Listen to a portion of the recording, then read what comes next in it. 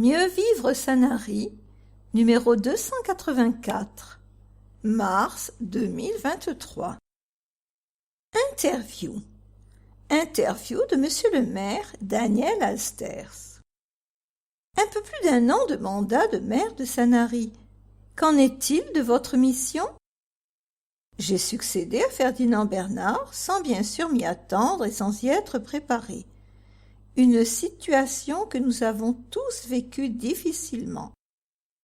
Avec la confiance de mes collègues, je me suis mise au travail avec une forte volonté de mener à son terme le projet que nous avons soumis au vote des Sanariens en mars 2020. Dans ce type de situation, il me faut être modeste face à la nouveauté, à la complexité et aux difficultés. Je prends beaucoup de temps avant de prendre une décision. La réflexion, mère de la sagesse, est plus que nécessaire. Je n'ai pas forcément en moi l'historique ni la prospective qui était celle de Ferdinand Bernard et qui ont permis d'en arriver à équiper, embellir et enrichir notre belle ville de Sanary. Ma mission est délicate, j'essaye de l'assumer au mieux. Êtes-vous soutenu et par qui? Oui, j'ai le soutien de mes colistiers. Or, quelques trahisons d'arrivistes, aucun n'était élu au précédent mandat, et tous avaient demandé une place sur la liste. J'ai le soutien des collègues et des responsables de service qui m'apportent leurs compétences et leur savoir. Élus et fonctionnaires sont tous d'abord au service de notre ville et tous travaillent beaucoup. Quels sont les chantiers en cours? Bien sûr, la crèche de la Poussarac et celle de Carbone qui vont nous permettre d'accueillir les plus jeunes Sanariens dans de beaux locaux confortables et bien agréables à vivre. Il y a le parking Carbone qui devrait nous être livré sous peu. Ce sera, comme toujours voulu, un parking pour favoriser le stationnement de longue durée, habitants du centre-ville et personnes travaillant au centre-ville. Le gros œuvre de l'ancienne agora est terminé. Nous préparons le projet autour de l'histoire de la plongée et du développement de tout ce qui est fait pour protéger la mer. C'est un lieu d'histoire et d'éducation qui doit donner toute sa place à l'espérance d'un monde meilleur. Quels chantiers vont commencer? D'abord, la continuation des travaux neufs du port entre l'hôtel de la Tour et le kiosque à musique. Nous faisons notre possible pour que ce chantier perturbe le moins possible la vie des habitants, des usagers et des commerces, mais de toute façon, cela créera quand même des perturbations et nécessitera un peu de patience. Le quartier de Portisol est en chantier. Les travaux vont donner un coup de jeunesse à ce beau quartier de Sanary. Des travaux sont en préparation dans divers bâtiments municipaux et sur des voies communales. Le projet de commissariat avance, le choix de l'entreprise qui va le réaliser est en cours. Nous avançons sur le projet de centre équestre qui sera un vrai plus pour nos enfants et pour l'attractivité de Sanary. Tout ne peut pas se faire autour de la mer et du soleil. Le permis de construire de l'hôtel du casino près de l'échangeur est déposé par le groupe Viking qui va le construire et le financer. Des logements communaux sont en cours de construction et bien d'autres chantiers qui nous permettent toujours d'améliorer le cadre de vie de Sanary. À propos de logement et d'urbanisme, où en êtes-vous? Nous restons dans le droit fil de choix fixé il y a plus de 30 ans. Ne pas urbaniser à outrance est notre credo. Nous subissons les contraintes imposées par l'État, faute de quoi celui-ci prendrait la main d'autorité et tout nous échapperait.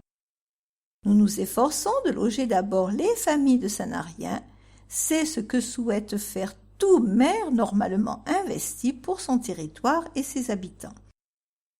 La révision partielle du PLI est amorcée, mais elle ne dégagera aucun nouvel espace privé à la construction, bien au contraire. La sauvegarde des paysages sanariens reste une priorité. Pouvez-vous faire un point sur les parkings? Comme dit précédemment, le parking carbone, 110 places, va être livré. Sur le site de l'ancienne école de Portisol, la procédure de dialogue compétitif est en cours et il y aura forcément du stationnement de façon très importante. Le parking sous l'ex-Agora va être ouvert. Il s'agit de stationnement loué et géré par le logis familial. Nous avons relancé l'agglomération pour dégager le terrain de l'ex-propriété Gauze à côté de la gare SNCF et y faire un parking relais. À Noël, bien qu'il n'y ait pas eu de stationnement offert, la fréquentation et les recettes des parcs ont fortement augmenté. Nous ne toucherons donc pas aux tarifs en 2023. J'en profite pour préciser que nos impôts toujours très bas ne seront augmentés que si la situation économique nationale nous y contraint. Mais cela sera au plus juste après un travail que nous allons faire avec les services et les élus. Travaux. Zoom sur les travaux en cours de restauration au sanctuaire de la Miséricorde. Les travaux de restauration de l'emblématique chapelle ont débuté au mois d'octobre 2022. En concertation avec les commerçants attenants à la chapelle, la commune a débuté cette restauration par la mise en place périphérique de l'échafaudage extérieur avec pour objectif de libérer cette emprise au profit des terrasses au plus tard en avril 2023. Ces travaux consistent à effectuer le décroutage des enduits des façades et des arcs-boutants, reconstruire le campanile comme à son origine, tout en rénovant les descentes d'eau pluviale, contrôler l'état de la toiture, poser les solins, réaliser les différents enduits, la finition frottassée fin à la chaux et grenailler les anciennes pierres tendres qui marquent l'entrée de la chapelle. Depuis début janvier, et après avoir effectué le désamiantage intérieur au niveau des plinthes du carrelage, un échafaudage intérieur a été installé pour débuter le décroutage des enduits intérieurs, la dépose et repose de nouveaux luminaires, comme les vitraux, ainsi que la reprise des enduits à la chaux et la mise en valeur des voûtes. La réouverture du sanctuaire prévue pour le dernier trimestre 2023. Les travaux se poursuivront par des terrassements pour remplacer le carrelage existant par de la terre cuite. Ce nouveau plancher chauffant, issu d'une nouvelle technologie, sera réparti en 3 zones. Dans la mesure où la commune a découvert que les façades ne comportaient pas de peinture contenant du plomb lors des travaux, cette étape de décontamination permet donc d'optimiser la durée du chantier, mais également le coût de cette opération. La réouverture de la chapelle est donc prévue pour le dernier trimestre 2023. Notez-le, voici la liste des commerces qui restent ouverts pendant les travaux. Atelier Galerie FLH. Mathilde Lordet, prêt-à-porter et accessoires. Archétype, cabinet de curiosité et concept store. Helio Studio, architecte d'intérieur. Milo Galerie, antiquité du XXe siècle. Le secret, détente et bien-être pour le corps et l'esprit. Antiquité intemporelle, objets et verreries. Antiquité, jadis, bijoux, achats et ventes. Le cabinet Familia Moraes, tatou, tatoueur. La reine des tartes, restaurant. Le saviez-vous? Lors des travaux de piquage, des anciens enduits sur la façade nord, des ouvertures, fenêtres et portes, datant du XVIIe siècle ont été découvertes. Différentes associations ont ainsi été interrogées sur l'inscription d'une date qui intrigue, car un chiffre reste illisible. Cette trouvaille, témoin de l'histoire patrimoniale, permet donc d'identifier la chapelle comme l'un de nos plus anciens bâtiments. Ouvrez vos yeux, car cette date sera conservée sur la façade, marquant l'ancienne sortie de la chapelle. Voirie et sécurité, taille des haies, une obligation et des conseils. En cette saison hivernale et afin de préparer notre belle saison estivale, arbres, arbustes et haies des propriétés privées qui bordent les routes peuvent se révéler dangereuses pour la sécurité en entravant la circulation des piétons et véhicules et en réduisant la visibilité. Procéder à la taille et à l'entretien des haies et plantations en bordure du domaine public devient donc indispensable. La responsabilité d'un propriétaire pourrait être engagée si un accident survenait. Il est conseillé de tailler ces haies 2 fois par an, en fin d'hiver avant le 15 mars et à la fin de l'été. Rappel les obligations de taille et d'élagage des propriétaires riverains. Les services municipaux constatent encore trop souvent que les plantations de propriétés privées tendent à déborder sur les trottoirs et donc sur le domaine public. Il est rappelé que les haies doivent être taillées à l'aplomb du domaine public et leur hauteur doit être limitée à 2 mètres de manière à ce qu'elles ne gênent pas le cheminement des piétons ou ne masquent pas la visibilité des usagers de la route. Pour des raisons de sécurité, les réseaux aériens, Enedis, téléphonie, éclairage public, etc. doivent être dégagés de toute végétation.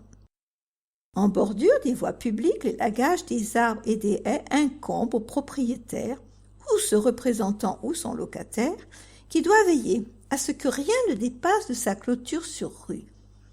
La taille des haies et des arbres est notamment encadrée par l'article R 116-2-5 du Code de la voirie routière. Le saviez-vous? En cas d'accident dans lequel une haie débordante apparaît comme la cause du dommage, une recherche de responsabilité peut être engagée.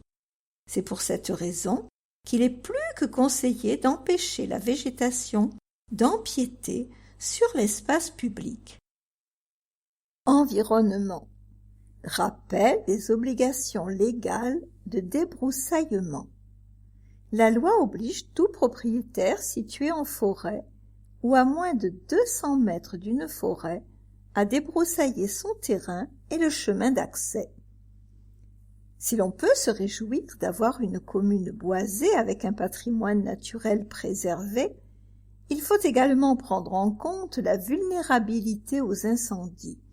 Depuis 2015, l'obligation légale du débroussaillement est réglementée par arrêté préfectoral dans le Var. Chaque propriétaire est tenu de débroussailler son terrain selon le règlement en vigueur. Cela consiste à réduire les matières végétales, herbes, branchages, feuilles, pouvant prendre feu. En effet, une zone non débroussaillée favorise la propagation du feu. La masse combustible étant importante, le feu devient alors très puissant. Le débroussaillement est donc un acte citoyen qui permet de réduire l'exposition des personnes et des biens au risque d'incendie de forêt. Remplir ces obligations, c'est participer à la lutte contre les feux de forêt et ainsi préserver les zones boisées environnantes. Pour connaître les obligations en vigueur dans votre secteur, rendez-vous sur le site de la préfecture www.var.gouv.fr, rubrique politique publique, forêt, débroussaillement. Le brûlage des végétaux interdit toute l'année. Incinérer des déchets, y compris les déchets verts, déchets de jardin, de tonte ou de taille, est strictement interdit dans le département. Des dérogations existent pour les déchets générés par le débroussaillement. Pour plus de renseignements, vous pouvez vous rapprocher du secrétariat environnement au 04 94 32 97 10.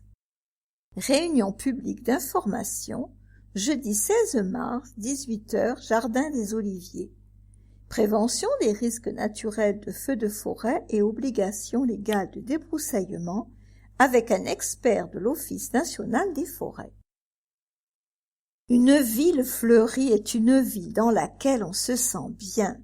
On le sait, la verdure et les fleurs rendent le quotidien moins morose et permettent d'évoluer dans un environnement plaisant. C'est dans cette optique que la commune s'efforce de fleurir la ville de la plus belle manière qu'il soit, un embellissement visuel qui demande du travail. Grâce au service des espaces verts dirigé par l'adjoint Jean-Luc Granet, de nombreuses actions sont très régulièrement organisées pour que l'éclat floral soit maintenu. Durant le mois de février, beaucoup de nettoyage, taille et désherbage de massifs ont ainsi eu lieu dans le but d'entretenir les espaces et éviter une poussée précoce des herbes indésirables au printemps. Certains endroits ont été spécialement ciblés pour être nettoyés, comme le chemin Saint-Roch ou encore l'ancien chemin de Toulon. Une saisonnalité respectée. Les arbustes et plantes vivaces sont plantés à cette période, car le sol est encore humide avec très peu de gelée, rendant la surface plus aisée à travailler. Les agents sont en effet conscients que leur activité s'adapte en fonction des saisons et parviennent à en tirer un réel avantage en réussissant à planter des fleurs quasiment toute l'année et principalement en ce moment.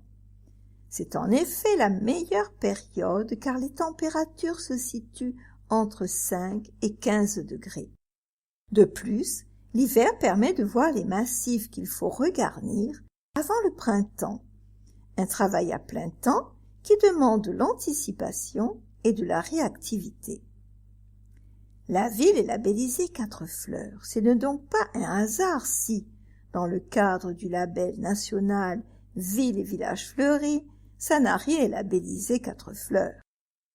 Les 3 premières fleurs obtenues sont reconnues au niveau départemental, puis régional, tandis que la 4e permet une distinction au niveau national. La labellisation ne récompense pas seulement la qualité des espaces verts, mais une stratégie globale bien aboutie. C'est ce que la ville de Sanary s'applique à faire en diversifiant la flore, en utilisant du bois raméal fragmenté pour pailler le sol, lutter contre l'évaporation et l'enrichir en matière organique. La philosophie des agents du service des espaces verts est de se focaliser sur la plantation d'espèces qui s'adaptent facilement au sol et non l'inverse afin de respecter l'environnement. La commune mise donc sur des fleurs qui ne nécessitent pas beaucoup d'eau dans un souci d'économie d'eau permanente. C'est donc toute une stratégie qui est mise en place par la municipalité pour parvenir à valoriser une grande diversité de fleurs pour le plus grand plaisir des Sanariens et des visiteurs. Le saviez-vous? La peau cireuse du cactus lui permet de retenir l'humidité. C'est une plante qui n'a pas besoin de beaucoup d'eau et qui fait donc partie intégrante du paysage sanarien. Il suffit de se balader en bord de mer pour le constater. Cadre de vie. 19e édition du concours des balcons et jardins fleuris. Comme chaque année, la commune organise son traditionnel concours des balcons et jardins fleuris.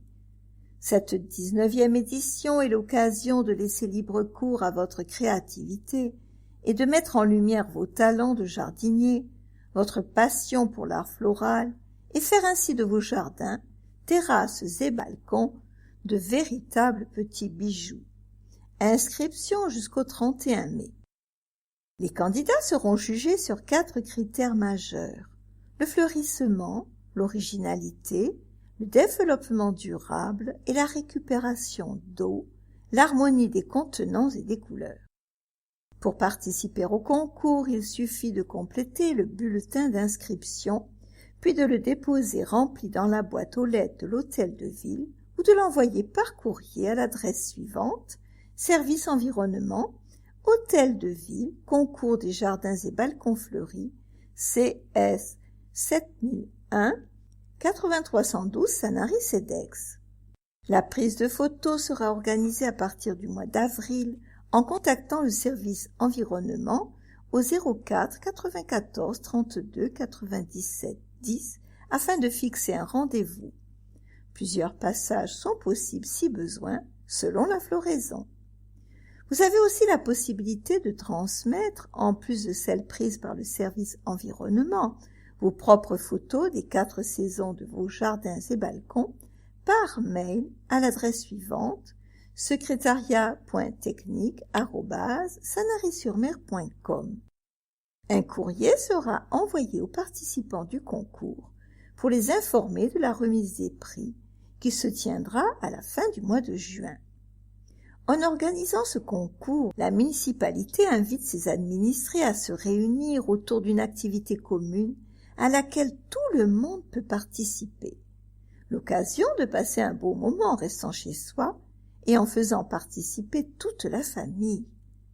Surtout, n'oubliez pas que l'important n'est pas de gagner, mais de participer en y prenant du plaisir.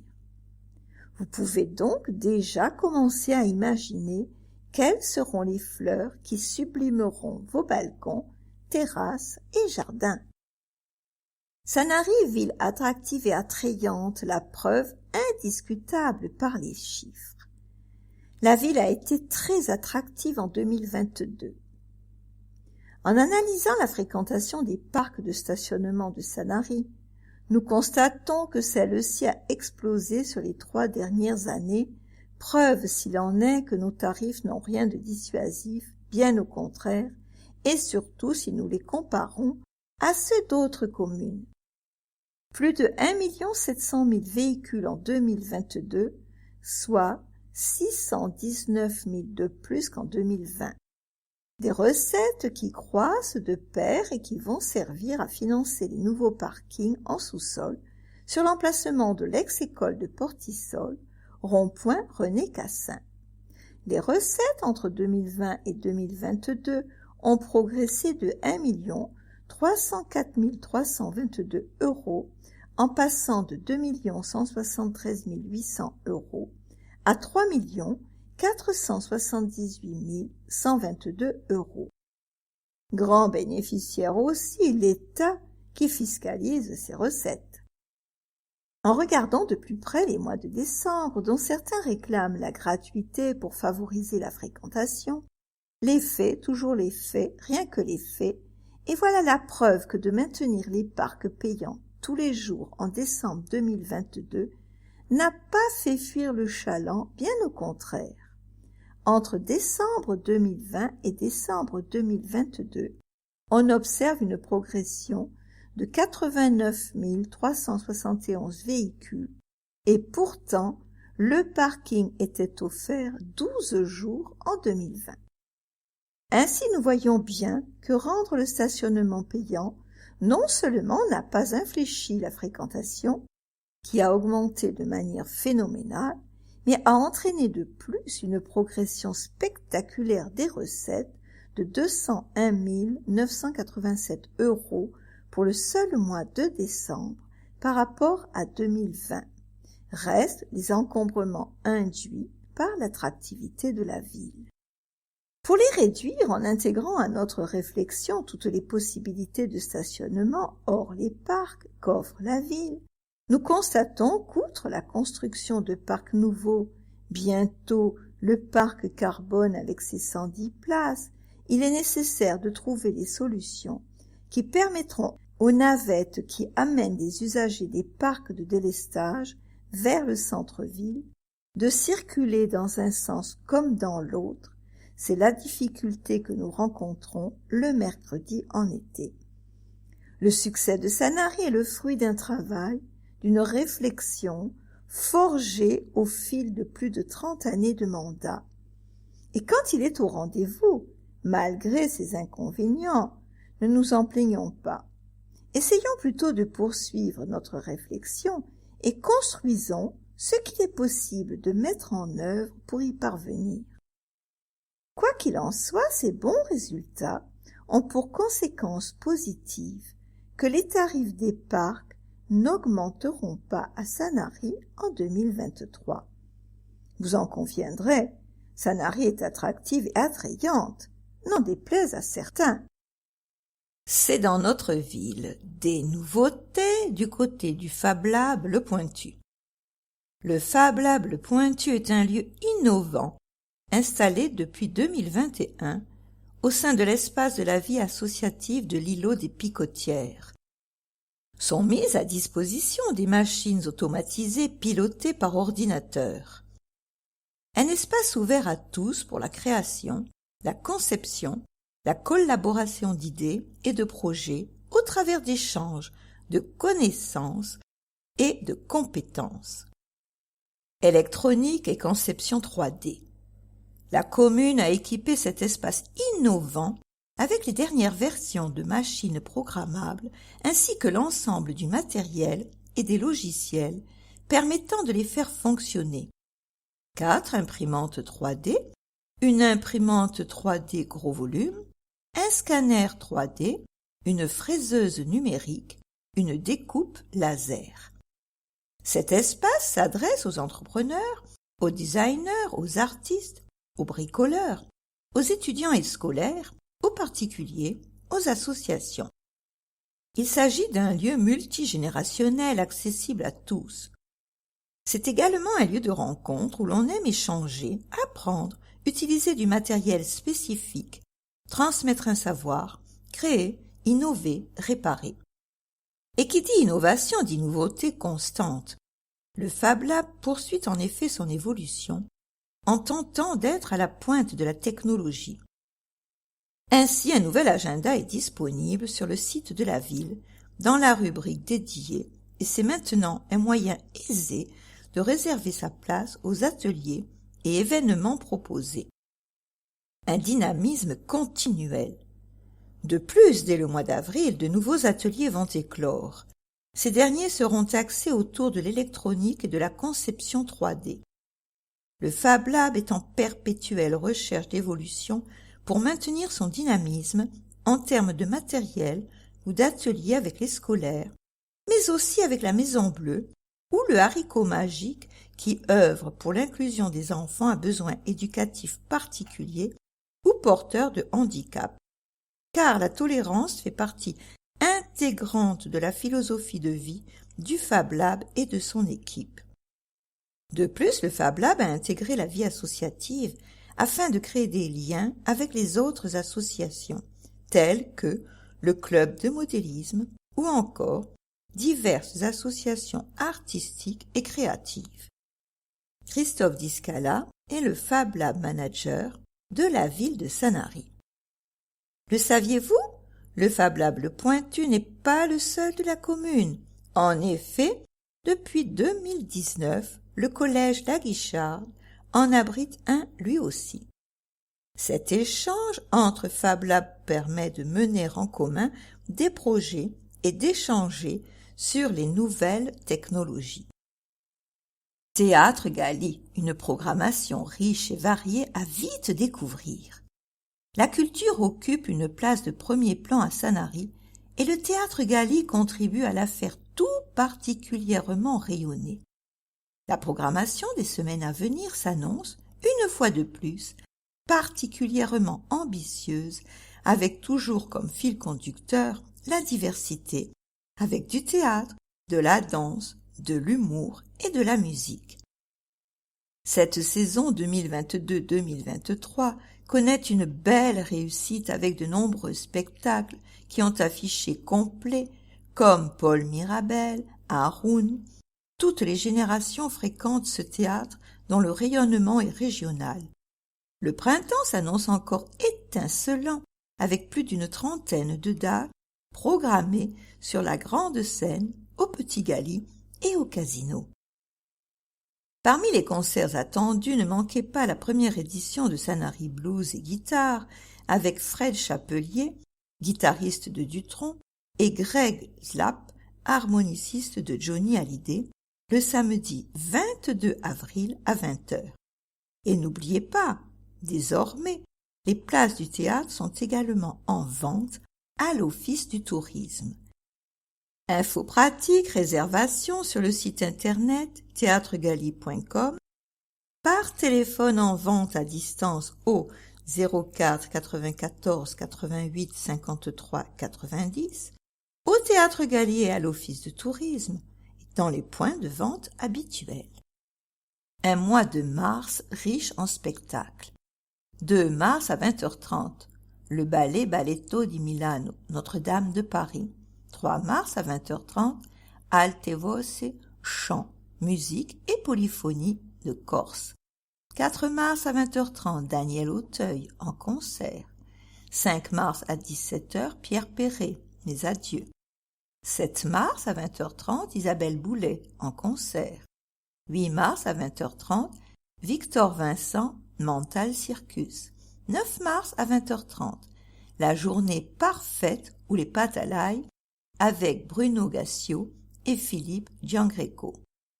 11 mars à 20h30, les Cachotiers avec Thierry Beccaro, Didier Gustin, Mélanie Rodriguez, Julien Cafaro, Xavier Le Tourneur et Fabienne Gallou.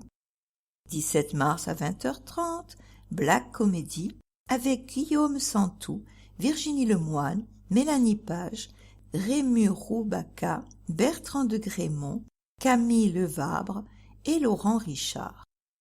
19 mars à 17h, attention chef-d'œuvre, trio Sisley avec Arcangelo au Petit Galie. 21 mars à 20h30, les Stentors. 24 mars à 20h30, un culot monstre avec Olivier Lejeune, Michel Guidoni, Junie Arnalot, Fred Vaster et Mathilde Hennequin. 26 mars à 17h, fêtons le printemps avec l'association Fractale au Petit Galie. 29 mars à 20h30, Ballet national de Pologne, Slask. 30 mars à 21h, Jazz Club Sanary, Inigo Six au Petit Galie. 31 mars à 20h30, Jean-Baptiste Guégan, Johnny, vous et moi. Bon à savoir, à chaque spectacle, la municipalité offre aux spectateurs un ticket de stationnement sur le parking de l'Esplanade valable de 8h à 1h30. Le ticket de sortie est remis par les contrôleurs de théâtre. Le théâtre dispose d'une boucle magnétique et d'un accès pour les personnes à mobilité réduite avec un nouvel élévateur pour l'accès au Petit Galie. Le saviez-vous? Rendre le théâtre plus attractif a toujours été un objectif de la ville de Sanary et depuis de très nombreuses années, les spectateurs de toutes les représentations qui ont lieu au théâtre bénéficient d'une sortie offerte jusqu'à 1h30, ce qui leur permet éventuellement de venir tôt, faire des courses en ville, boire un verre dans un bar, déjeuner ou dîner dans un restaurant, même après les spectacles de soirée. Ainsi, au cours de l'année 2022, pas moins de 8500 véhicules ont pu bénéficier de cet avantage.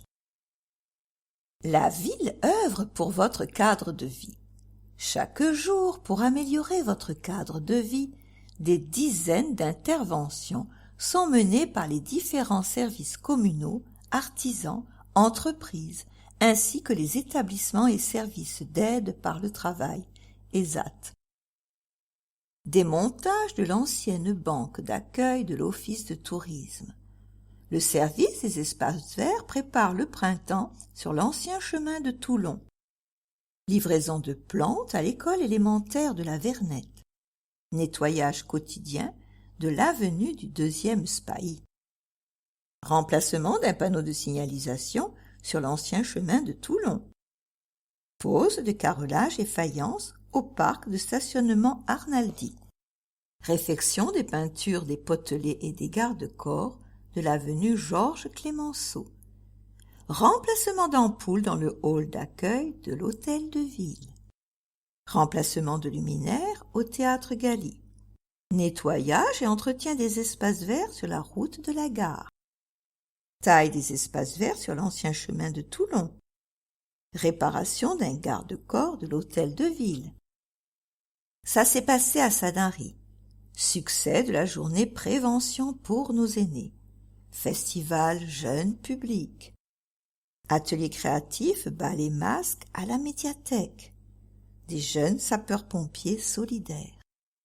Tourisme. Découvrez la ville de manière insolite. Lancez-vous dans une balade insolite, intéressante et instructive à la découverte de Sanary. Saviez-vous que 80 écrivains allemands ont séjourné à Sanary entre 1933 et 1940 pour fuir le nazisme? Suivre la visite Sanary insolite, c'est aller de surprise en surprise, tant les personnages rencontrés et racontés sont inattendus. Des traces de leur passage sont encore aujourd'hui visibles et le circuit se déroule sur leurs pas. Des anecdotes à chaque coin de rue. Nous verrons la maison où, fuyant le nazisme, Thomas Mann, pape de la littérature allemande, a séjourné en 1933 et a tiré derrière lui 80 intellectuels allemands et autrichiens dans le petit village varois surnommé alors Sanary les Allemands. Devant le bel hôtel particulier de Blaise Marius Michel, nous ferons une incursion dans le XIXe siècle et expliquerons comment il a reçu le titre de pacha des mains du sultan de Turquie. Devenu maire de son village natal, Michel Pacha, son titre était devenu son patronyme d'adoption, lancera la station touristique de Tamaris. Devant l'église, vous saurez comment le Alain Delon du cinéma muet, Georges Galli, a eu cette vocation incroyable qui va le faire passer des studios de tournage au presbytère de Sanary, dont il deviendra curé. Mais n'oublions pas les ex-voto de la chapelle Notre-Dame de Pitié, mais aussi Moulin-Gris, où a séjourné Alma Mahler, la veuve du fameux compositeur, et la tour, présente dans le blason de la ville et la protégeant depuis le XIVe siècle. Des visites organisées par Jean-Pierre Casselli. Ces visites sont organisées par le guide Jean-Pierre Casselli. Pour lui, cette activité est une vocation tardive née en 2003 au cimetière du Père-Lachaise en suivant une visite du génial guide Bertrand Bayern, le nécrosophe. Dès lors, Jean-Pierre sera conteur des rues à Marseille, Aix, Toulon, privilégiant l'aspect anecdotique, insolite et même l'angle historico-people. En 2010, il obtiendra son diplôme de guide conférencier. En parallèle, et dans le même esprit, Jean-Pierre anime une chronique quotidienne sur France Bleu Provence. Il est l'auteur de plusieurs guides, Provence insolite et secrète, Côte d'Azur insolite et secrète, Toscane insolite et secrète, Aix insolite et secrète, et Marseille insolite et secrète, édition jonglée. Voici les dates durant lesquelles vous pourrez profiter de ces balades insolites. Mardi 14 mars 2023 de 10h à 12h. Mardi 18 avril 2023 de 10h à 12h. Mardi 25 avril 2023 de 10h à 12h. Mardi 23 mai 2023 de 10h à 12h. Du 14 juillet au 31 octobre, tous les mardis de 10h à 12h. Mardi 26 décembre 2023 de 10h à 12h. Renseignements et inscriptions à l'Office de tourisme au 04 94 74 01 04 ou sur place avant le jour de la visite. Tarif 12 €, gratuit pour les moins de 12 ans. Rendez-vous et départ à 10h à l'Office de tourisme. Sous réserve de conditions météo favorables. Vivons Sport. Les bébés nageurs de la commune, de véritables petits poissons dans l'eau. Dès leur plus jeune âge, les tout-petits sont habitués au milieu aquatique grâce à la piscine de Sanary. Cette dernière met en effet en place des séances pour favoriser l'éveil de l'enfant dans l'eau. L'apprentissage débute lorsque le bébé a entre 4 et 6 mois et se poursuit jusqu'à ses 3 ans. Les enfants sont accompagnés de leurs parents dans l'eau pour barboter dans un premier temps et pour être à l'aise. En effet, la relation parent-enfant est indispensable pour favoriser la mise en confiance du bébé et son bien-être dans l'eau. Les séances durent 30 minutes dans une eau à 30 degrés avec une séance par semaine et 5 créneaux différents, mercredi, samedi, dimanche et lundi. Jusqu'à 1 an, l'enfant apprend l'équilibre dans l'eau à l'aide de tapis, d'immersion et de mini-toboggans. Évidemment, chaque enfant est différent et le maître nageur s'adapte en fonction de chacun. Dépasser ses craintes et s'adapter au milieu aquatique. Les exercices sont essentiellement réalisés sous forme de jeu pour que la séance reste très ludique et surtout pour que l'enfant parvienne à dépasser certaines craintes et que l'eau devienne ainsi une notion de plaisir. Les premières craintes apparaissent justement au bout d'1 an. Sentir l'eau sur le visage, sauter, ressentir de vraies sensations. C'est pour cela que les séances sont régulières et permettent de s'adapter assez rapidement sans jamais oublier le côté ludique et l'aspect rassurant de la présence des parents. Ensuite, le bébé nageur est amené à travailler son équilibre et ses déplacements, par exemple sur le dos dès 15-18 mois. Vers 2 ans, ce sera de l'immersion volontaire, passer dans un tunnel à travers les cerceaux, apprendre à plonger ou encore flotter sans planche. Le maître nageur prend soin de ne pas accueillir trop d'enfants par séance pour pouvoir bien prendre le temps de s'occuper de chacun tout en tenant compte des spécificités et du niveau d'adaptation. Ainsi, entre 10 et 12 enfants participent à chaque séance, ce qui permet d'être présent pour tout le monde. Au niveau du matériel, il faut une couche adaptée, c'est-à-dire étanche, une serviette et un petit goûter pour la fin de séance, parce qu'après l'effort vient le réconfort. L'énergie déployée envers ces bébés nageurs prouve à quel point la commune veille à ce que les enfants apprivoisent leur environnement, chacun à son rythme. Infos pratiques sur les tarifs disponibles. Séance d'essai à 10 €, un abonnement de 10 séances à 80 €, un abonnement à l'année avec 36 séances, une séance par semaine en dehors des vacances. Danse focus sur les différentes écoles de la commune. Les associations de danse sont nombreuses sur la commune et beaucoup profitent des infrastructures mises à disposition par la ville. Espace de la vie associative, salle Eupalinos, salle polyvalente, salle des lentisques. Des activités pour toutes les générations avec tous les styles représentés. Hip-hop, classique, jazz, danse folklorique, danse de salon. Aperçu des écoles. Claudette Roy, Funky Dynamics, Studio Arts & Co, Bailame, Latina de Corazon, Natlin Dance, Foyer Pierre Saint-Gall, La Résidence, Incidence, Tradofolk, l'Acoustiro Florido, Corps et Voix, Pilates et Bien-être. Le saviez-vous? Sur le site de la mairie, dans l'onglet Vie associative, il est possible de retrouver tous les renseignements, horaires et contacts à propos de ces écoles. Vous pouvez également télécharger le guide des activités 2022-2023, sport, loisirs, culture et l'application San Asso. Jeunesse, la méthode Snozelen, un lieu de relaxation pour les enfants.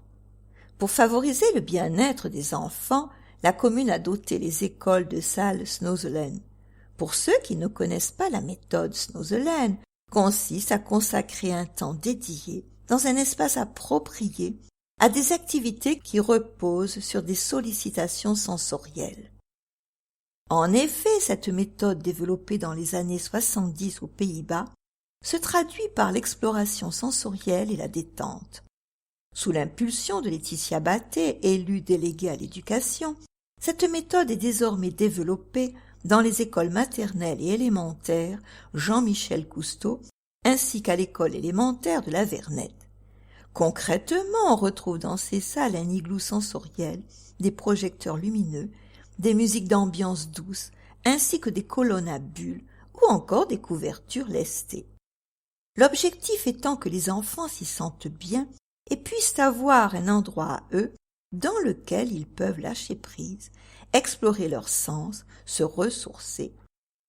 Les lampes à bulles, fibres optiques et gros coussins seront là pour ça, de même que les sabliers de détente. En bref, tout ce qui peut les aider à se sentir relaxés. Ce sont d'ailleurs des pièces dans lesquelles on se rend pieds nus pour réellement ressentir les sensations. Des travaux d'amélioration en cours. Si celles-ci sont déjà en place pour pouvoir répondre rapidement aux attentes des sanariens, un travail d'amélioration est en cours afin de perfectionner ce système, notamment en termes d'éclairage et d'électricité, car il faut des projections lumineuses douces avec des gradations d'intensité. Ces salles vont être utilisées par tout type d'élèves, car tout enfant peut avoir besoin, à un moment donné, de se recentrer sur ses émotions et avoir un retour au calme. Elles sont donc mises à disposition durant les temps de l'enfant pour élargir son utilisation. Pour que cette méthode soit optimale, la commune s'attelle à travailler avec l'association Sanary Ouest Var Handisport pour proposer une formation aux professionnels amenés à utiliser ces espaces afin qu'ils puissent mieux accompagner les enfants qui les utiliseront et, notamment, les enfants à besoins éducatifs particuliers. À travers ces espaces, la municipalité entend favoriser l'inclusion et surtout le bien-être des enfants pour que ces derniers s'épanouissent. À noter que plusieurs crèches sanariennes disposent désormais de salles Snozelen. Le saviez-vous? Le terme Snozelen résulte de la concaténation des mots néerlandais snuffelen, qui signifie sentir, et dozelen, qui veut dire somnoler. Vie de la commune. Signature d'une charte de jumelage entre Sanary-sur-Mer et le premier escadron de transit maritime du 519e régiment du train. Depuis 2010, la ville de Sanary-sur-Mer œuvre pour favoriser le lien armée-nation sur la commune à travers l'opération de distribution annuelle de colis de Noël aux soldats en opération extérieure. C'est une façon pour elle d'afficher son soutien à celles et ceux qui contribuent à la défense de notre nation et au respect de ses valeurs. Dans cet esprit de cohésion, il a été décidé d'officialiser l'amitié que Sanary-sur-Mer porte aux forces de l'État à travers la signature d'une charte de jumelage entre la ville et le premier escadron de transit maritime du 519e régiment du train. Ce jumelage, coordonné par le maire Daniel Alster et Pascal Gonnet, élus et correspondants défense, a pour objectif de renforcer les liens entre la ville et l'entité militaire la plus proche de la commune dans une logique de partage et d'échange. Il a été signé ce lundi 30 janvier en présence du commandant d'unité du premier escadron, Alexandre Graziana. Le 519e régiment du train et ses missions. Le 519e régiment du train est une unité d'appui à la projection et de soutien au ravitaillement par voie maritime. Basé à Olioul, il est le seul régiment français spécialisé dans le transbordement maritime. Le 519e RT a pour mission d'assurer les opérations portuaires de transit et de manutention à bord des navires civils et militaires, contrôler la conformité des déclarations douanières, armer et commander les ports de débarquement. La signature de la charte de jumelage vient s'inscrire dans la prolongation de l'opération Un dessin, un colis, un soldat, et favorisera de nouvelles actions communes entre les forces armées et les villes de Sanary-sur-Mer. Le commandant d'unité Alexandre Graziana s'est félicité de la signature de ce jumelage tant attendu. Créé en 2019, voilà 4 ans que le premier escadron de transit maritime attendait ce jour, celui de la signature d'une charte de jumelage avec une commune marraine. Il me fallait une ville au bord de mer, car en tant qu'unité en charge de l'acheminement du fret par voie maritime, la mer est notre terrain de jeu. Ensuite, il me fallait une ville à taille humaine qui a du charme et du panache, et ça, Sanary n'en manque pas. Pour le voir, il suffit de sillonner son marché un mercredi matin, de s'asseoir en terrasse sur le port au pied de son emblématique tour et face à ses pointus, ou de se perdre dans les ruelles de son centre-ville.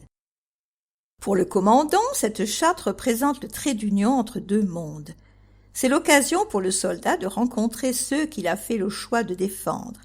C'est aussi l'occasion pour le civil de percer ce brouillard parfois opaque que peut sembler être le monde militaire en discutant avec les hommes et les femmes que nous sommes. Commerce, la MAP, un contact direct entre paysans et consommateurs.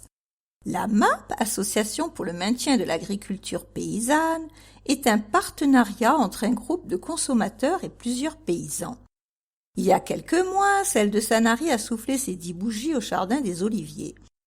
L'objectif poursuivi par l'association repose sur un mode d'alimentation particulier, puisqu'il s'agit de mettre un lien des amapiens et paysans, ce qui permet d'accéder à des légumes de saison en circuit court et des produits labellisés bio et locaux. Chaque semaine, selon la fréquence en fonction des produits, l'agriculteur s'engage à livrer à chaque membre de la MAP un panier de fruits et légumes de saison de sa propre récolte, cultivés localement et vendus à un juste coût. Ainsi, le paysan peut vivre de sa production, car une avance lui est faite en début de saison par les amapiens. Le fait d'avoir un contact direct avec le paysan est plutôt rare dans nos modes de consommation actuels, détaille Sophie Kirouard, frileuse, la présidente de l'association. Un tel partenariat participe grandement à l'économie sociale et solidaire de la commune. L'avantage, c'est qu'il n'y a qu'un seul lieu de distribution, situé au parking de l'école Saint-Jean. Les membres de la MAP Sanary s'y retrouvent tous les vendredis pour récupérer leur panier, ainsi qu'éventuellement les autres produits qu'ils ont préalablement commandés et payés. Un système vivement encouragé et soutenu par l'adjoint Jean-Luc Granet, soucieux de voir se développer ce type de pratique alimentaire dans la commune. Lorsqu'il adhère à l'association, l'amapien souscrit un contrat avec le paysan de son choix, puisqu'une multitude de produits sont proposés. Une grande diversité de produits. Légumes, vins, volailles, pain, œufs, mais aussi viande, farine ou encore agrumes, fromage, miel, noix et bien d'autres choses appétissantes sont à portée de main via ce mode d'alimentation. Évidemment, les tarifs varient en fonction des produits. Une variété qui attire et qui séduit de plus en plus au sein de la commune, que ce soit du côté des consommateurs comme celui des paysans. Récemment, un producteur de comté a rejoint l'association, participant ainsi à faire évoluer la diversité des aliments proposés. De son côté, l'amapien s'engage à soutenir le paysan, soit en cas de coup dur, soit pour lui donner un petit coup de main pour le ramassage de certains légumes. Cela permet aux consommateurs d'être connectés quelques heures à ce que vivent les agriculteurs. Et en termes de valeur, c'est très enrichissant, ajoute Sophie Kirouard, frileuse. En effet, ce type d'alimentation permet de changer le rapport à la production, d'analyser les besoins d'une manière différente et d'être sûr de la qualité et de la provenance des produits qui se retrouvent par la suite dans les assiettes. Cela permet aux consommateurs d'être totalement libres de décider des quantités. Et en période d'inflation, c'est quelque chose de très rassurant, souligne-t-elle. La MAP de Sanary propose de vous faire bénéficier de paniers d'essai pendant 3 semaines d'affilée. Et si cela vous convient, il ne vous reste plus qu'à y adhérer. Pour plus d'informations, sanariamap@gmail.com. Le saviez-vous? Il existe des contrats d'été et des contrats d'hiver. De ce fait, vous êtes sûr de pouvoir bénéficier de produits de saison. 16 € pour l'adhésion, puis le prix varie en fonction des contrats choisis. Le plaisir de faire son shopping à Sanary. Avec ses 700 commerces, dont 300 situés dans le centre, la ville de Sanary propose un large panel de choix pour faire son shopping en plein air. Un bonheur qui n'est pas possible dans toutes les villes. Parmi eux, on retrouve une multitude de boutiques, dont les multimarques très pointues, dans lesquelles il est impossible de ne pas trouver son bonheur.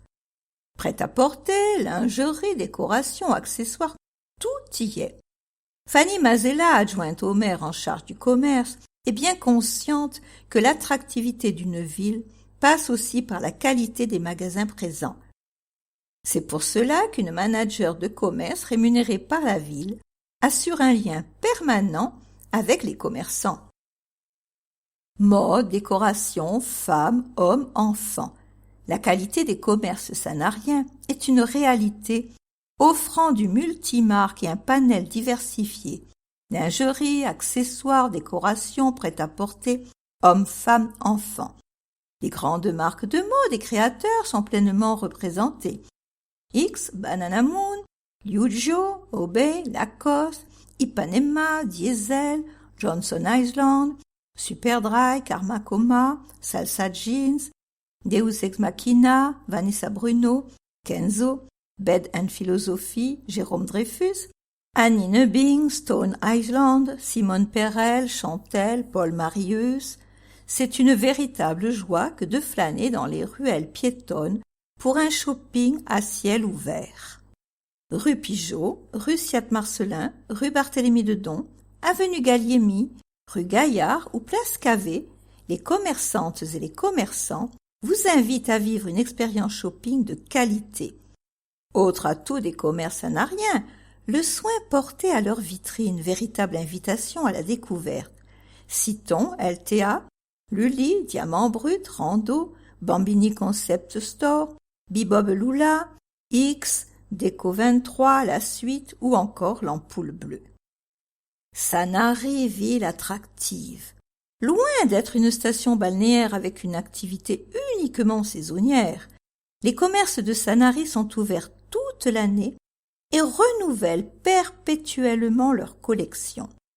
L'attractivité de la commune est une réalité et non le fruit du hasard avec des rendez-vous proposés à chaque vacances, de la basse à la haute saison. C'est aussi une large offre d'activités.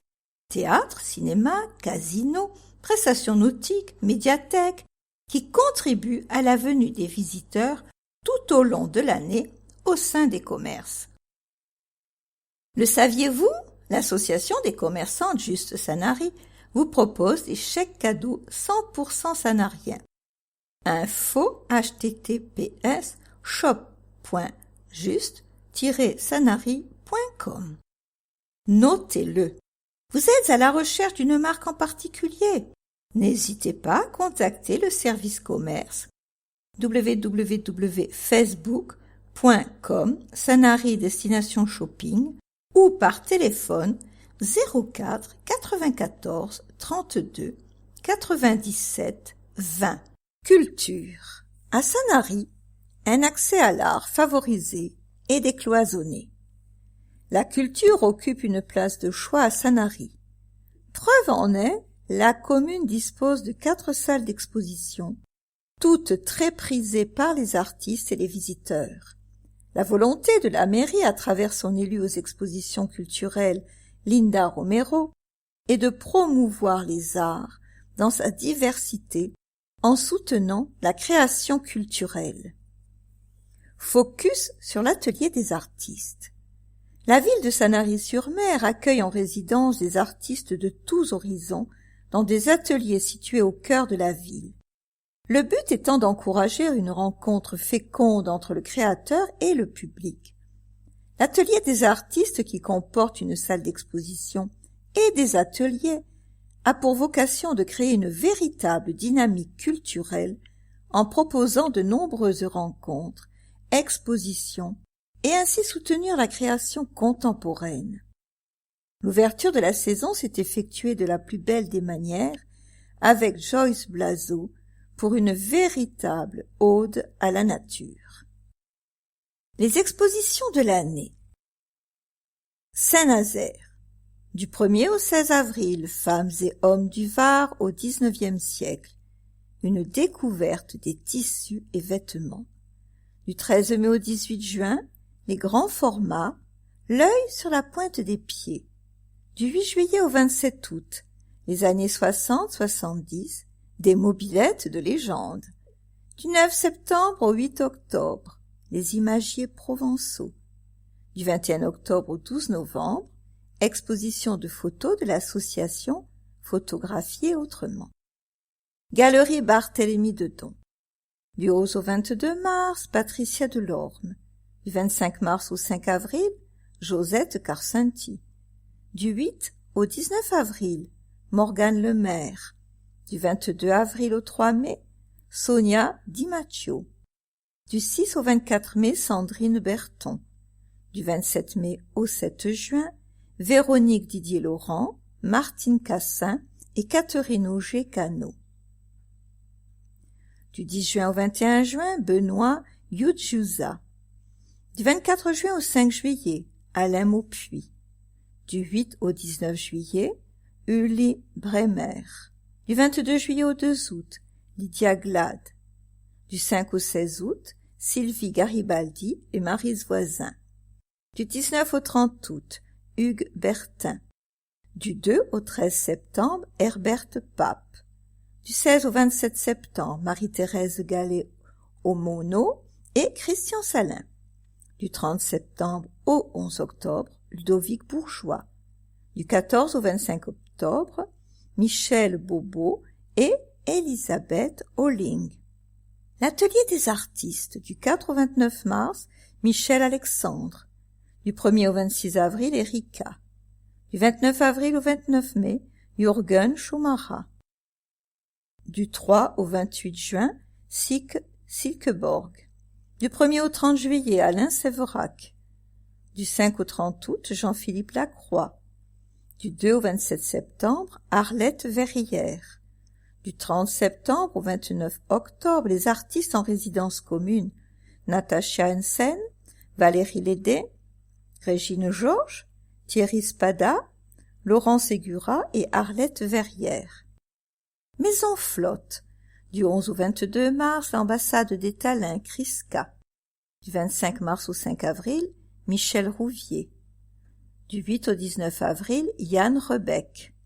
Du 27 mai au 7 juin, Mathieu Roman. Du 10 au 21 juin, Michel Cardot et Éric Thévenot. Du 24 juin au 5 juillet, Hugues Savali. Du 8 au 18 juillet, Georges Pierre Collin. Du 22 juillet au 2 août, Gilbert Paul. Du 5 au 16 août, Francis Rançon. Du 19 au 30 août, Bob Châtelain. Du 2 au 13 septembre, Georges Troubat. Du 16 au 27 septembre, Marielle Iserne et Corinne Jean-Jean. Du 30 septembre au 11 octobre, Jean-Pierre Tachon. Du 14 au 25 octobre, Didier Di Martino. Du 28 octobre au 5 novembre, Salon du petit format Le Pastel. Café des Arts du Casino. Du 1er au 30 mars, Martine Maury. Du 1er au 30 avril, Catherine Mons. Du 1er au 31 mai, Kouteroff. Du 1er au 30 juin, Msel Seka. Du 1er au 31 juillet, Jean-Pierre Arcot. Du 1er au 30 septembre, MCA Pintresse. Vous pouvez consulter en ligne sur le site internet de la ville le calendrier des expositions 2023. Médiathèque.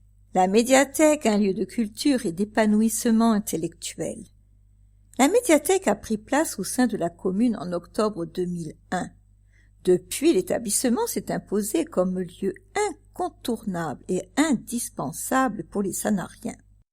En effet, son rôle est de mettre à disposition du plus grand nombre des documents variés promouvoir la lecture sous toutes ses formes. C'est donc un établissement culturel qui permet d'informer le public et de lui donner les moyens de comprendre le monde dans lequel il évolue. La médiathèque en chiffres. 6 643 adhérents actifs sur le réseau CASSB, 3 124 actifs à Sanary pour 2022. 22 564 ressources sur les réseaux, dont 11 345 à Sanary, comprenant livres, fictions et documentaires, livres audio, CD, DVD, livres numériques, magazines adultes et jeunesse. En assurant de cette manière l'égalité en termes d'accès à la lecture et aux ressources documentaires, la médiathèque municipale, sous l'égide de l'adjointe Eliane Thibault, joue un rôle majeur auprès de tous les publics, avec un personnel dédié pour informer, conseiller et accompagner. En plus des thématiques mensuelles qui regroupent des expositions, conférences et ateliers, on retrouve l'Université du temps libre de Sanary, UTLS, qui représente 3 cycles de conférences avec des petits salons littéraires et de théâtre, ainsi que des préparations pour le brevet, le bac et grand oral. Des animations diverses sont également organisées à la médiathèque, avec des conversations en langues étrangères, ainsi que des ateliers participatifs, numériques ou encore des cycles de projection. Tout au long de l'année, la médiathèque participe aux événements nationaux tels que la Nuit de la lecture, la Semaine de son, le Printemps des poètes, la Fête de la science. Une médiathèque ouverte à tous. Et ce n'est pas tout. À travers la médiathèque, la commune poursuit son engagement auprès de la jeunesse et s'efforce de tout mettre en œuvre afin que celle-ci s'épanouisse dans les meilleures conditions possibles. Ainsi, toutes les classes de maternelle et élémentaire de la commune sont accueillies chaque trimestre. Dans certains cas, des projets spécifiques sont élaborés entre la médiathèque et les équipes enseignantes. Les collégiens sont également accueillis au sein de l'établissement à la demande des professeurs ou lors d'animations spécifiques. De même, les crèches sont accueillies chaque jeudi pour des séances de contes et de découverte des livres.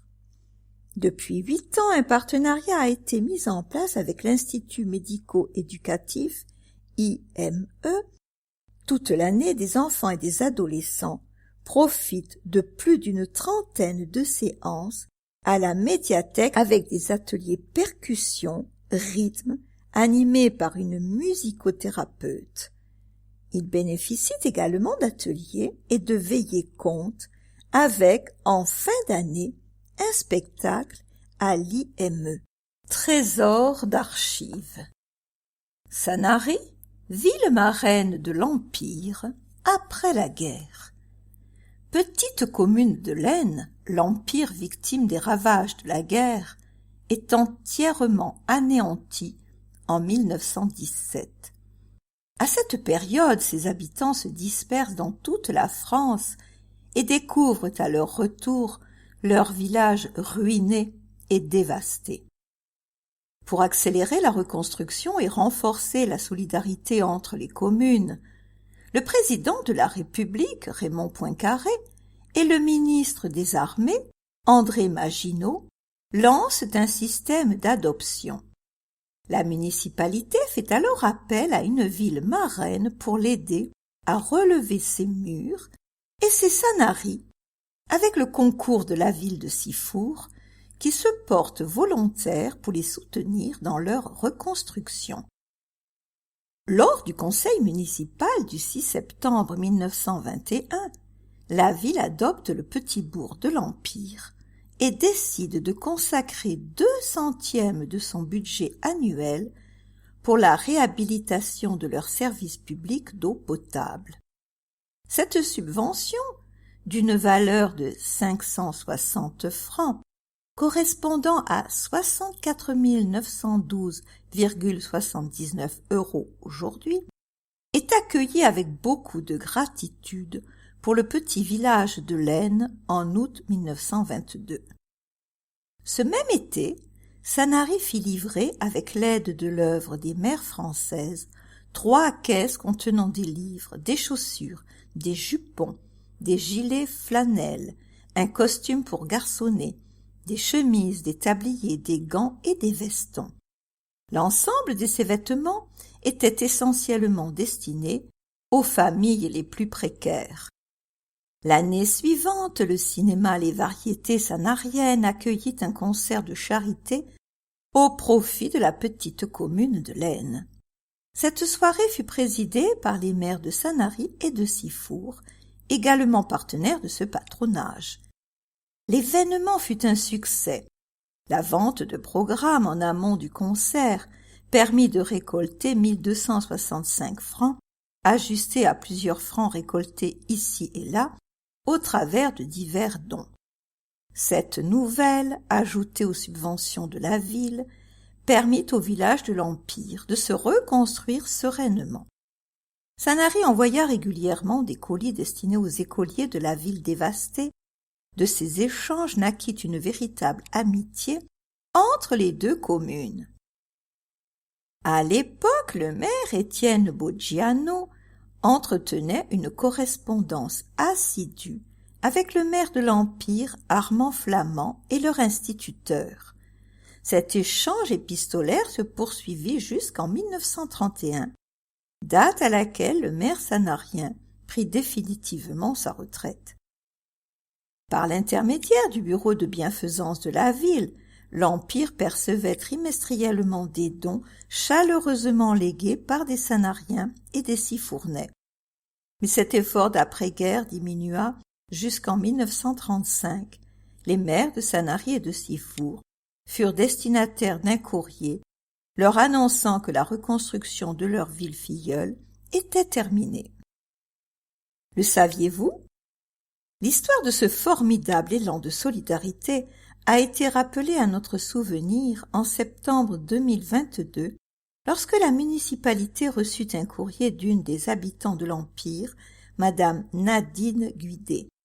Cette administrée s'est dit considérablement émue par cette solidarité et promet de l'évoquer dans son prochain livret consacré à l'histoire de sa commune.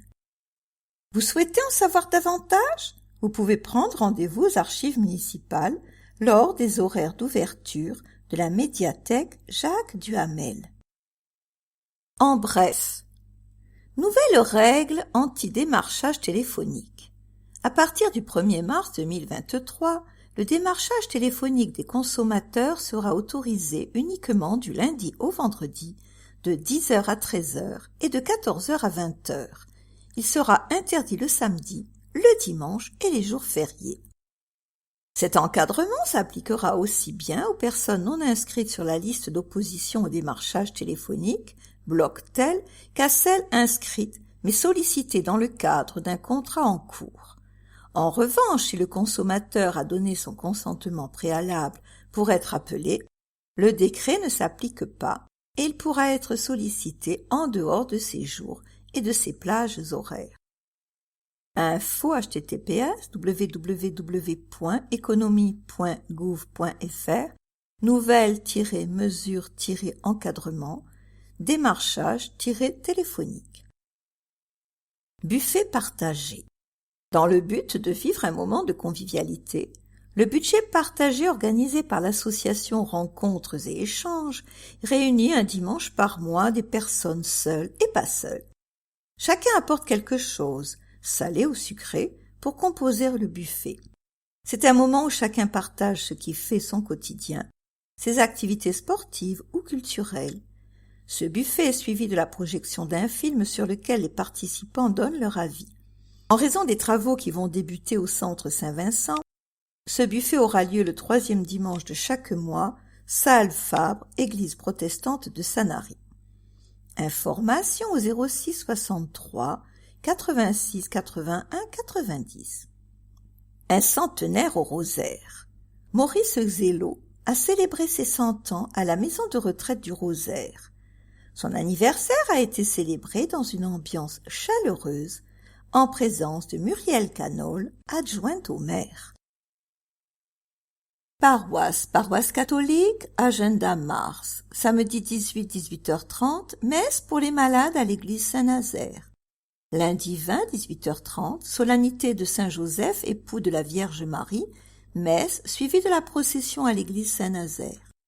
Samedi 25, 9h, Annonciation du Seigneur, messe à la chapelle Notre-Dame de Pitié.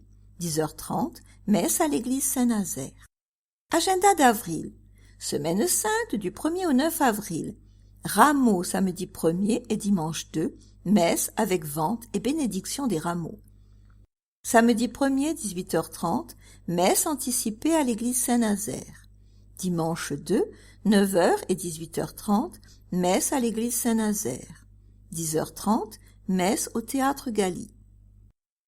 Jeudi 6, 19h, jeudi saint, messe de la Seine avec lavement des pieds à l'église Saint-Nazaire, puis procession avec le Saint-Sacrement au reposoir à Notre-Dame de Pitié.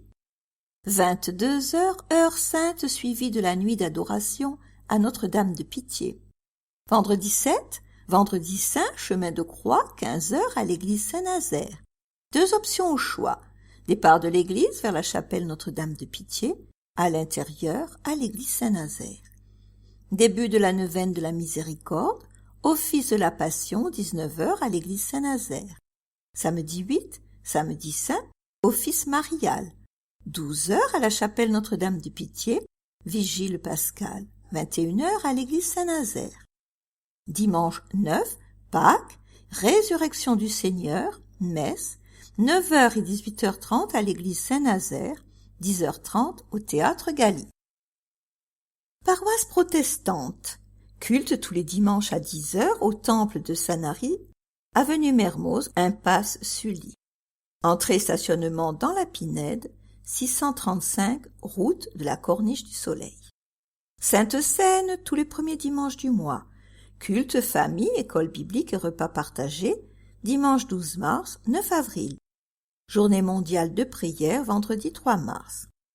Agenda hebdomadaire, atelier, au fil des idées, lundi, salle Fabre, 14h, 17h. Chorale, jeudi, salle Fabre, 17h30, 19h.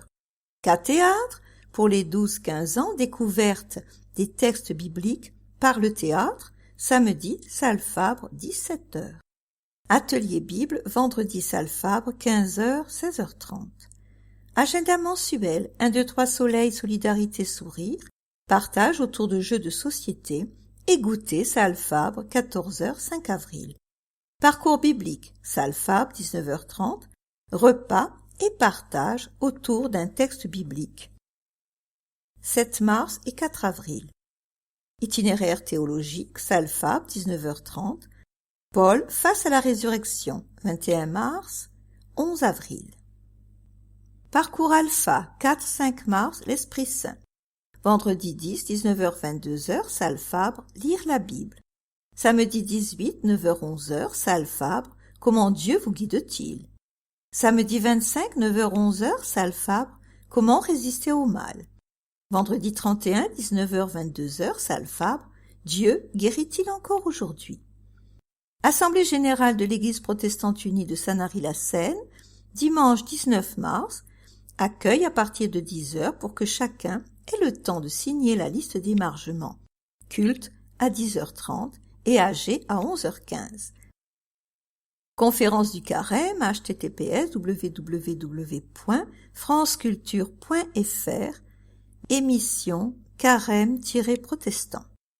Célébration de la Semaine Sainte du 2 au 9 avril au Temple, culte des rameaux dimanche 2 à 10h30, célébration de la scène de Pâques à Pâques, jeudi 6 à 18h, célébration de la Passion vendredi 7 à 18h30, culte de Pâques dimanche 9 à 10h30. Comme chaque année, ce culte sera l'occasion pour les jeunes de 3 à 13 ans d'aller à la découverte du récit de Pâques autour d'une animation chocolatée dans les jardins du Temple. Tribune libre, minorité. D'une année l'autre, au travers des activités de notre commune, nous réaffirmons la ligne directrice de notre politique locale. Action sociale, Nous soutenons toutes les actions d'aide en faveur des plus démunis et des plus fragiles. Le taux de pauvreté à Sanary est de 10% et celui du chômage de 13%. Nous tenons à remercier toutes les associations et organismes œuvrant pour cette population. Urbanisme et environnement. Nous combattons la bétonisation spéculative, raison pour laquelle au conseil municipal du 8 février, nous nous sommes opposés seuls au projet de Beaucourt et du jardin d'hiver, compte tenu des risques sur notre environnement, abattage de pinèdes, réduction d'espaces verts, réalisation de réseaux d'assainissement, etc. Patrimoine culturel.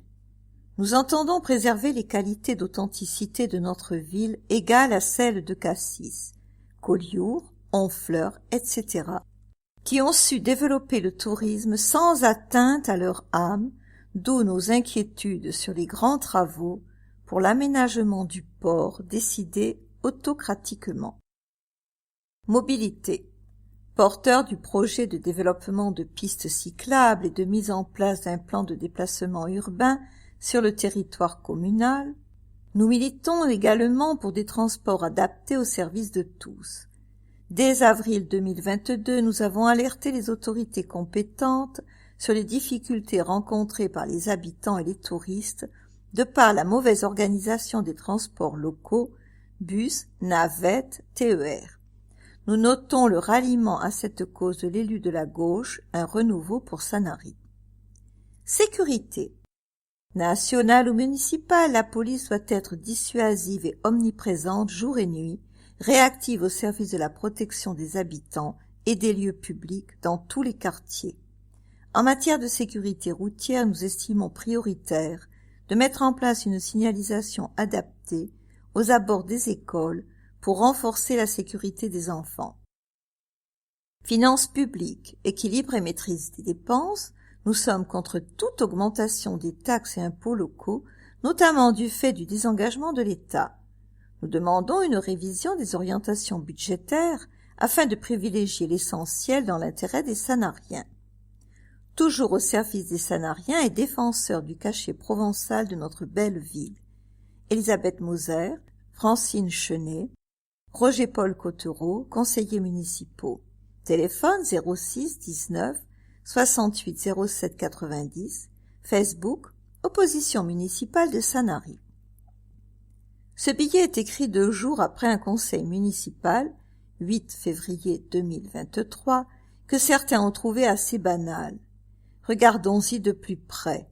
Hasard du calendrier ? Après que notre élu ait saisi les maires de Sanary et Sifour, la CASSB, nous apprenons qu'une réunion va se tenir pour tenter de régler les aberrations de la ligne Mistral 70. Monsieur le maire de Sanary admet que la navette Columbus ne correspond pas aux besoins des usagers, comme la ligne ZOO 8805. La question des mobilités va-t-elle être prise en compte ? Ce serait aussi utile que nécessaire, et cela d'autant plus si s'ouvre une véritable concertation avec les usagers, ce qui reste à gagner. Sur le projet Beaucourt, certains s'inquiètent bizarrement, comme à chaque fois que des logements sociaux sont prévus. C'est nier un savoir-faire sanarien, qui maîtrise une mixité efficience de programmes qui mériterait de s'accélérer pour combler le retard de ce type de logement.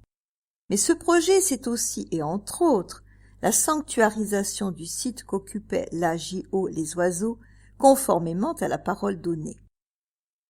Oui, ça bouge, et cela le pourrait encore plus si les citoyens se faisaient plus entendre.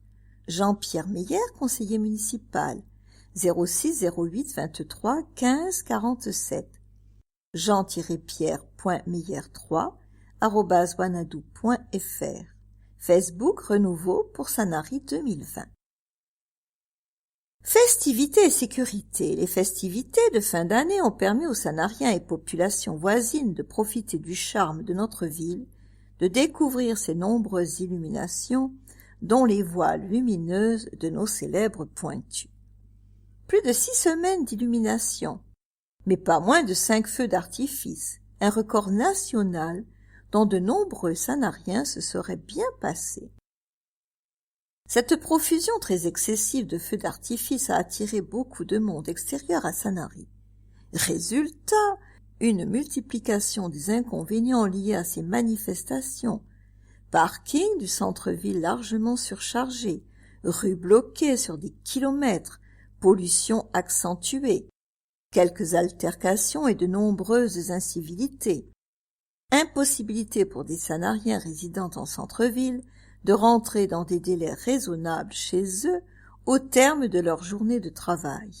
Positionnement dangereux du lieu de tir des fusées d'artifice avec la proximité de la station de carburant du port.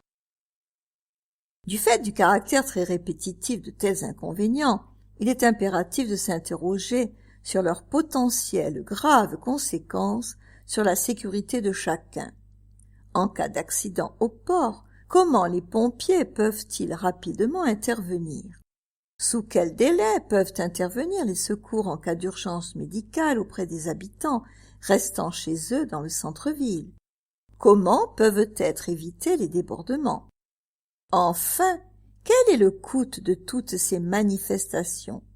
Ne profitent-elles pas tout autant sur les deniers des seuls Sanariens à la population du littoral varois? N'y aurait-il pas un meilleur usage à faire de nos ressources en limitant le nombre de manifestations de fin d'année au profit de familles sanariennes en difficulté? Nous sommes favorables au développement touristique de notre commune, mais opposés à ce qu'il se fasse au détriment du bien-vivre à Sanary, notre ville ne devant pas devenir un parc d'attractions, étant déjà parfois qualifiée du sobriquet de Sanaryland. Conseil municipal 8 février. Nous avons entre autres délibérations voté contre celle qui octroie au maire la possibilité de prendre de nombreuses décisions sans passer par les nécessaires explications, échanges et votes en séance de conseil municipal, donc sans concertation avec tous les élus.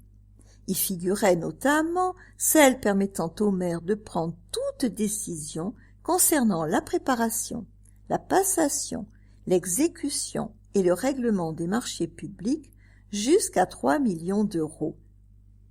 Les indépendants de Sanary, Facebook, Dialogue Sanarien. Jean-Pierre Roussel, Laurence Coche de Grassat, Camille de Sange. Tribune libre, majorité. L'impuissance est une illusion. La force du cœur, l'intelligence, le courage suffisent pour faire échec au destin et le renverser parfois. Il faut seulement vouloir, non pas aveuglément, mais d'une volonté ferme et réfléchie. Albert Camus. Le conseil municipal est un moment important dans la vie d'une commune. Il permet tout d'abord de valider les décisions nécessaires à l'administration de la collectivité et à la mise en œuvre des actions du quotidien, comme des projets plus vastes esquissés dans le programme électoral sur la base duquel la majorité municipale, autour du docteur Ferdinand Bernard, alors tête de liste, et de Daniel Aster, alors colistier, s'est fait élire au premier tour. C'est également l'occasion pour les élus majoritaires de présenter de façon détaillée les actions entreprises, la démarche retenue pour leur réalisation et le financement. Il constitue ainsi pour nous un moment de communication très important, particulièrement à votre endroit, chers administrés, puisque l'Assemblée est publique. C'est pourquoi nous vous invitons à venir y assister. Vous y apprendrez beaucoup sur la gestion de votre ville, ce qui en soi est déjà très intéressant. Mais surtout, ce qui est plus précieux encore, ces informations vous seront données directement par ceux qui en sont à l'origine et non pas par un jeu de bouche à oreille, toujours de sources sûres bien évidemment. Bien trompeur quand il n'est pas tout à fait menteur.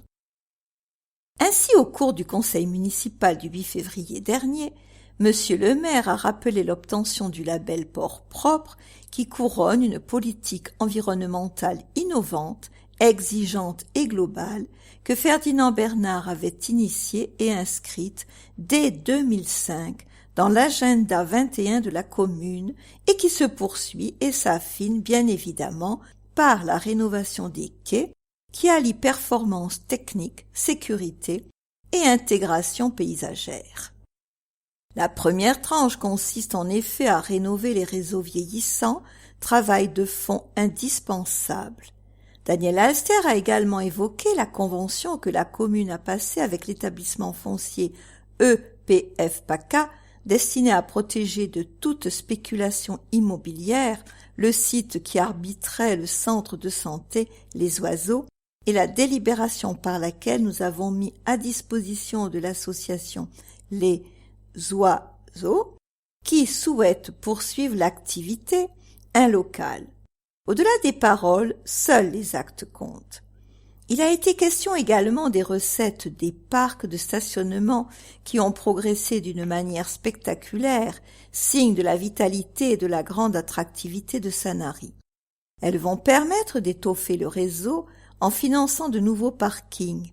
Dernier chiffre et non des moindres, porté à votre information ce jour-là, celui des recettes que nous avons reçues du casino de jeux pour l'année 2022. Elle s'élève à près de 2 500 000 €, soit 7% de plus que notre prévision budgétaire. Rappelons-nous des opposants à ce sujet qui ont déployé tant d'énergie à le contrecarrer, à le retarder, au détriment de l'intérêt de Sanary, des Sanariennes et des Sanariens. Cela peut laisser songeur quant à leur sens du bien commun. Le conseil municipal, enfin, est le lieu du débat autour des délibérations présentées par la majorité, le lieu où la perception des projets devrait s'affiner au gré des questions et des remarques émanant de la minorité. Mais pour que le débat soit constructif, encore faut-il qu'il ne soit ni oiseux ni rigoriste. En s'enfermant dans un rigorisme sans discernement, les tenants de cette pratique se placent dans un confort indéniable pour eux, mais forcément stérile pour la collectivité, d'opposants obtus. Le risque est grand en effet en agissant de la sorte de déconnecter la pratique et l'action municipale de la réalité du terrain, souvent complexe, toujours inédite, tout autant que de les figer dans un immobilisme improductif. Le dernier conseil municipal a été de ce point de vue encore très éloquent. En octobre 2021, à la suite de son élection en tant que maire, le conseil municipal a donné compétence à Daniel Alster de prendre toute décision concernant la préparation, la passation, l'exécution et le règlement des marchés publics et accords cadres, ainsi que toute décision concernant leurs avenants lorsque les crédits sont inscrits au budget. Cette délibération, qui prend appui sur le Code général des collectivités territoriales, a pour but de permettre une meilleure gestion des affaires courantes. Au cours de la dernière assemblée, sans autre obligation que celle que nous a dictée notre politique de transparence dans la gestion des deniers et des marchés publics, nous avons, entre autres, proposé de reconsidérer en la limitant la délégation de gestion courante au maire concernant les marchés de travaux dont le montant de l'opération serait supérieur à 3 millions € hors taxes, car ces travaux relèvent des grands projets de la commune. Voter contre cette délibération au prétexte qu'elle donne trop de pouvoir au maire et en retire aux autres élus, notamment minoritaires, est non seulement faux, mais proprement ubuesque. Oui, un tel vote est ubuesque tout d'abord, car se prononcer contre cette délibération, sans la moindre proposition d'amendement, revient à s'opposer purement et simplement à une limitation des pouvoirs du maire que par ailleurs ils appellent de leur vœu, mais c'est du même coup maintenir la non-limitation des prérogatives du premier magistrat jusqu'alors en vigueur. Oui, l'argument quant à la soi-disant hégémonie du maire qui sous-tend ce vote et fallacieux. Ensuite, il convient de rappeler premièrement que les modalités de signature des marchés par l'autorité municipale font partie intégrante de la politique d'achat dont la dernière mise à jour a été approuvée dans la séance du 28 septembre 2022, adoptée à l'unanimité du conseil municipal, y compris donc par les élus de la minorité. Il convient de rappeler ensuite que le compte-rendu de décision qui est soumis à chaque conseiller municipal comprend bien la liste exhaustive de tous les marchés et accords cadres, quelles que soient les procédures et montants passés dans le cadre de ces délégations et de la politique d'achat. Le maire rend donc bien compte de l'exercice de la délégation reçue du conseil municipal à chaque nouvelle séance, et ce, dès l'envoi des convocations 5 jours francs avant la séance. Tous les conseillers municipaux ont ainsi tout le loisir de demander des informations complémentaires dans l'intervalle et même d'intervenir en conseil municipal à leur sujet lorsque ce point est abordé. Il convient de rappeler encore que les décisions en matière de marché ont auparavant été soumises à une procédure administrative stricte faisant intervenir le service des contrats publics et les techniciens des services opérationnels, ainsi que, selon les procédures les plus significatives, de commissions d'élus ne faisant pas tous partie de la majorité municipale. Il convient de rappeler enfin que ces décisions sont déléguées au maire, qui peut ensuite subdéléguer à ses adjoints et conseillers, par vote d'arrêté, et selon leur domaine de délégation, la possibilité de signer les actes de préparation, passation et exécution des marchés à procédure adaptée. Nous ne nous étendrons pas non plus sur la communication publique des données essentielles relatives aux marchés les plus significatifs via le site internet de la ville ou la plateforme marché sécurisé, ni sur la liste exhaustive des mandats publiés chaque année sur notre site internet après le vote des comptes administratifs. Ainsi, la délibération proposée avait donc bien pour but d'associer l'ensemble des conseillers municipaux, y compris ceux de la minorité, aux décisions sur les plus gros de nos projets. C'est aujourd'hui chose faite, puisque cette délibération a été adoptée malgré les votes contraires. Ainsi administrer sa commune, n'est-ce pas se servir de la loi comme d'une menace pour soi ou pour les autres, et faire preuve ainsi d'une véritable paresse intellectuelle? Ce n'est pas non plus financer stérilement et avec mauvaise foi pour entraver toute action.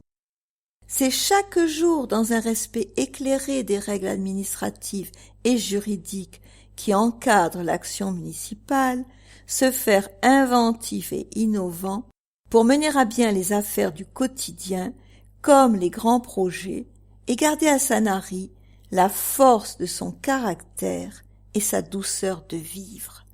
Focus, Théâtre Galie. Black Comedy le vendredi 17 mars à 20h30.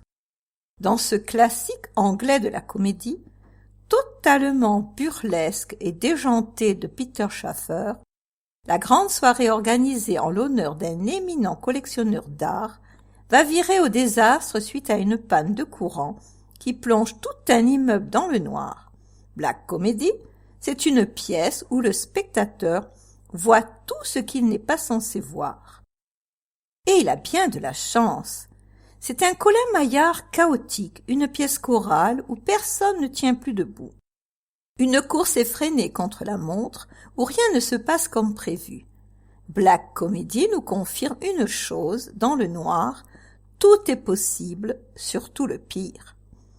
Les Stentors, le mardi 21 mars à 20h30. Le trio fête son amour de la chanson française et leurs 10 ans d'amitié. À l'occasion de cet anniversaire, ils font résonner de leur voix unique leur plus grand succès. Ces trois amoureux de notre répertoire se régalent de vous faire redécouvrir tous ces merveilleux textes et mélodies qui invitent à vibrer à l'unisson. Pour cet anniversaire exceptionnel, il vous convie à un rendez-vous intimiste, un tête-à-tête amoureux où s'entremêlent la pureté de leur voix et les notes délicates du grand piano de concert qu'ils accompagnera pour un moment inoubliable. Ballet national de Pologne, Śląsk, le mercredi 29 mars à 20h30. Śląsk popularise le folklore polonais en présentant les chants et les danses de toutes les régions de la Pologne et en particulier des régions du Sud. Ce qu'il y a de plus frappant, c'est le caractère spectaculaire, l'élan des danseurs et de la chorégraphie elle-même, la performance physique et la précision de l'exécution, le chœur excellent et subtil, le pittoresque des costumes, la richesse des couleurs, les tissus, les combinaisons de couleurs et la diversité des mélodies. La formation artistique de ces artistes est d'un niveau très élevé. L'objectif est de présenter le meilleur de la Pologne et de restituer la beauté de son art et de ses traditions. C'est pour cette raison que Śląsk remporte un immense succès de partout où il se produit, en offrant aux spectateurs le plaisir, la joie et l'émotion artistique, tous les ingrédients d'un merveilleux spectacle. Focus Viking Casino. La belle-mère le jeudi 6 avril à 20h30. Une mère qui se croit indispensable dans la vie de son fils unique et de sa belle-fille va les accompagner et s'imposer au cours de leur voyage de noces dans une croisière qui va tourner au cauchemar. Le dynamisme, l'esprit de dérision et les rires aux éclats très communicatifs de la comédienne Isabelle Parsi, la Jacqueline Maillan des temps modernes, donnent à cette pièce un avant-goût des vacances en famille. Les beaux-pères le samedi 8 avril à 21h. Comment annoncer à son père qu'on est en couple quand on est un garçon et qu'on vit avec un homme qui a précisément l'âge de son père? C'est tout le dilemme d'Arthur qui vit avec Gérard. Mais la situation se complique un peu plus si le père croit qu'Arthur partage la vie de sa voisine Prune et que les copains de Prune, Mathieu, lui, doivent faire croire qu'il est en couple avec Gérard. Vous suivez? Bref, les apparences sont parfois trompeuses et la réalité n'est pas toujours celle que l'on croit. Réservation et achat des places exclusivement au casino. Agenda 15 mars, 15 avril. En cours jusqu'au 23 mars. Exposition Chrisca, ambassade des talents, Maison Flotte.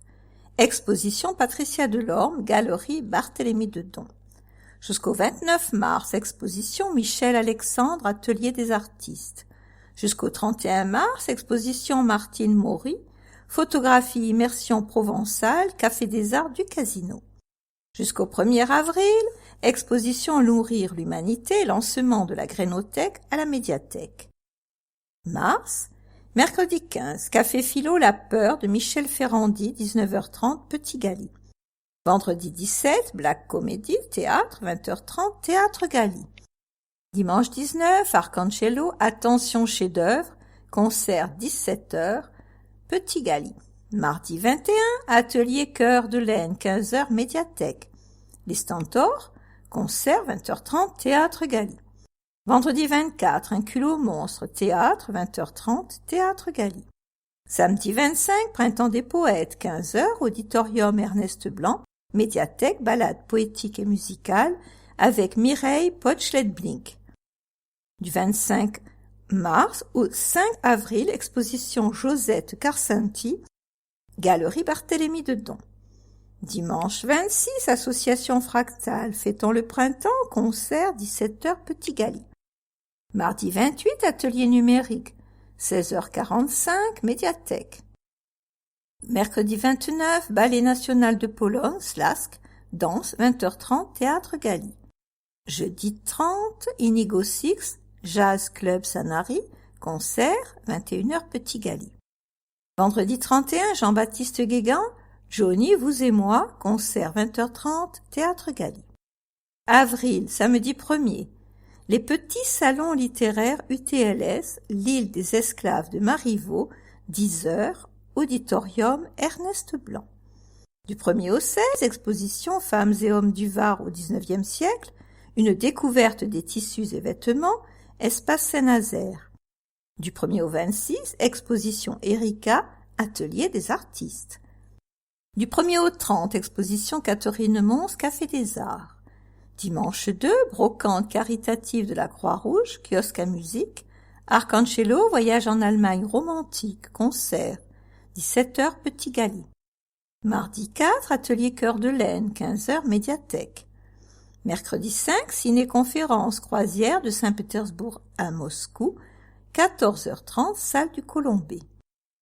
Jeudi 6, atelier numérique, réaliser mes démarches administratives en ligne sur Amélie, le site de l'assurance maladie, et ANTS, 14h30, médiathèque. La Belle-Mère, théâtre, 20h30, salle du Colombé.